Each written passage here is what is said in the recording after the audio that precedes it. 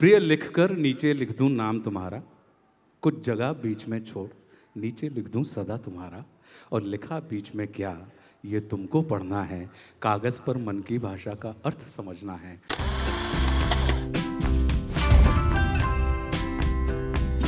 आपकी लेखनी के बारे में कहा जाता है कि आपने जब प्रपोज किया था रेणुका जी को जी तब भी एक कविता लिखकर प्रपोज किया जी था। बिल्कुल। क्या था कि मैं और रेणुका जी दोनों बिल्कुल विपरीत ध्रुव के लोग हैं। वो जितनी सिस्टमैटिक हैं उतना ही मैं बेतरतीब हूँ। वो जितनी पंक्चुअल हैं, उनके लिए 6 बजे मतलब 6 बजे, और मेरे लिए 6 का मतलब होता है 8, कि अगर 8 बजे आ गए तो मतलब 6 ही बजे थे। हमने कहा तो था आपसे कि शाम को मिलेंगे।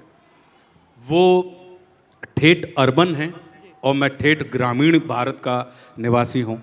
तो जब उनसे मेरी मुलाकात हुई तो उनको कविताएं बिल्कुल पसंद नहीं हैं और मुझे कविताएं बहुत पसंद हैं।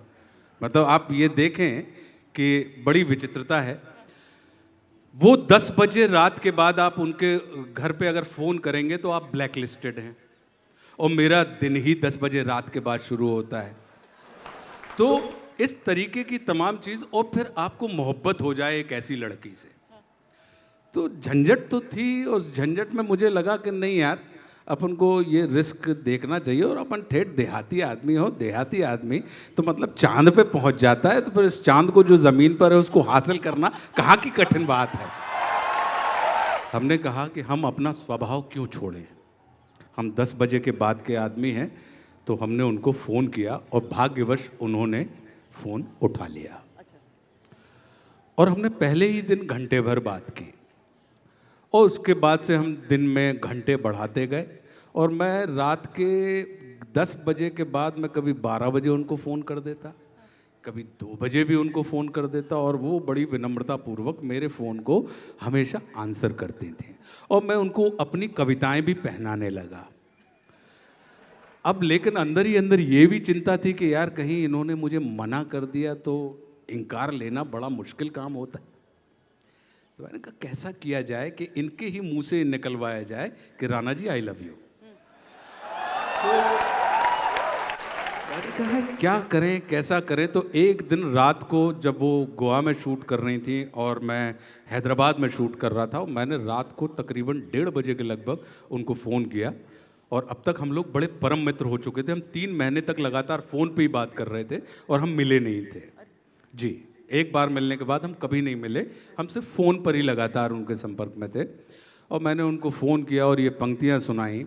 प्रिय लिखकर नीचे लिख दूं नाम तुम्हारा, कुछ जगह बीच में छोड़ नीचे लिख दूं सदा तुम्हारा, और लिखा बीच में क्या ये तुमको पढ़ना है, कागज़ पर मन की भाषा का अर्थ समझना है।